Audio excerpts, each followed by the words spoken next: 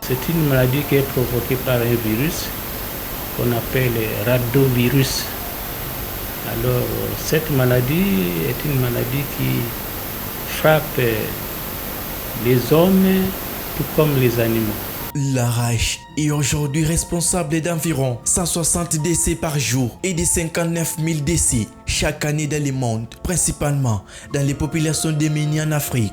Depuis le développement du premier vaccin par Louis Pasteur, il y a 130 ans, les mesures de prévention et les traitements se sont considérablement améliorés et allégés.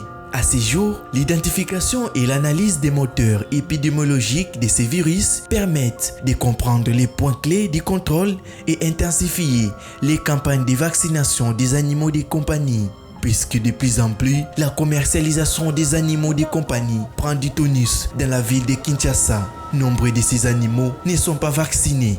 Au moins 70 000 têtes d'animaux à vacciner. Mais chaque mois, nous vaccinons pas plus de 500. Ici sur place, les gens ne viennent pas. Nous pouvons faire même un mois sans que quelqu'un vienne vacciner les chiens. C'est ça que nous appelons hydrophobie. Quand quelqu'un présente déjà l'hydrophobie, c'est cette unité même de faire des examens de laboratoire. C'est un signe pathognomonique. C'est la même chose pour les animaux. Ici par exemple, un petit marché s'organise sur cette avenue. Des vendeurs indépendants dénombrent une dizaine de chiots et un chaton domestique vif commis pour la vente. Nous avons des bergers allemands, pitbull, croisés belges malinois, ainsi que des chatons européens.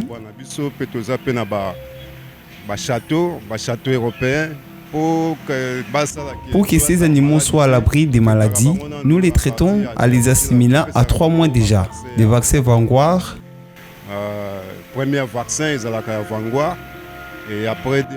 Une deuxième dose sera injectée près de 2 semaines. Entre 8 et 12 mois, nous les injectons les vaccins contre la rage. Après une année ou 8 mois, tu peux ces vaccins à rage. Tous des animaux domestiques. De quelle façon contactent-ils ces virus? Les chiens, les chats, les singes. Ils peuvent aussi attraper cette maladie, la rage, entre eux, tout comme à travers les souris. La souris peut mordre le chat. Et le chat, à son tour, peut transmettre, par exemple, au chien. L'homme enragé peut transmettre la rage à un autre homme par la voie de morsure. Alors vous voyez comment la transmission peut se faire de cette manière-là.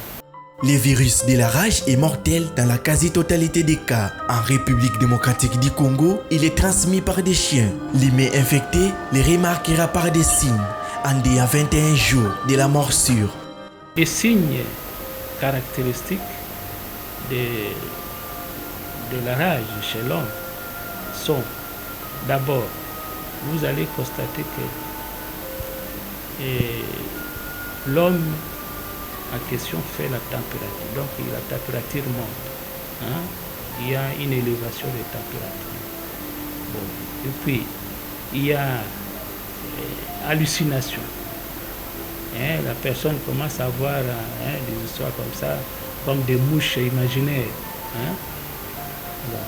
Et vous allez constater encore que la personne refuse de prendre de l'eau. Pas seulement la voie de morsure, par griffage aussi. Si un animal vous griffe et qu'il y a une plaie, c'est déjà une porte d'entrée du virus.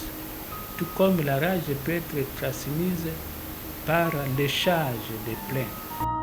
En quoi l'OMS, plus de 15 millions de vaccinations après une morsure sont effectuées chaque année. Ces mesures permettent d'éviter d'autres cas de décès survenus à cause de ces virus. Dans la capitale congolaise, chaque famille s'organise différemment pour prendre soin de son chien. Certains dresseurs, par exemple, prennent rendez-vous avec des médecins vétérinaires pour éviter ces incidents de morsure. Notre chien est entretenu par un vétérinaire qualifié qui vient tous les mois pour s'occuper de lui, pour le vacciner et le contrôler. Pour l'entretenir, je le lave tous les jours, je donne à manger le matin, à midi et le soir. Les campagnes de vaccination antirabique des masses des chiens est l'une des mesures de prévention de la rage chez l'homme la plus efficace et la moins coûteuse. Des médecins recommandent à la population d'être regardante envers les chiens, les chats, les singes pour mesures de prévention. Pour eux, la vaccination doit être recommandée à tous citoyens. Nous appelons souvent les propriétaires de chiens pour venir faire vacciner leurs chiens sur place ici ou bien au laboratoire vétérinaire de Kinshasa. Nous faisons un état de besoin à notre ministère provincial de pêche et élevage qui des fois il débloque un montant qui n'est pas suffisant pour toute la ville. Alors on se limite à quelques communes, surtout les communes périphériques. Les communes périphériques comme Kimbaseke, Mongafula, Ngaliema, parce que ce sont ces communes dont les chiens sont en contact souvent avec des animaux sauvages. Il faut éviter d'être mordu, d'être griffé ou d'être léché par un animal que vous ne connaissez même pas son état de santé.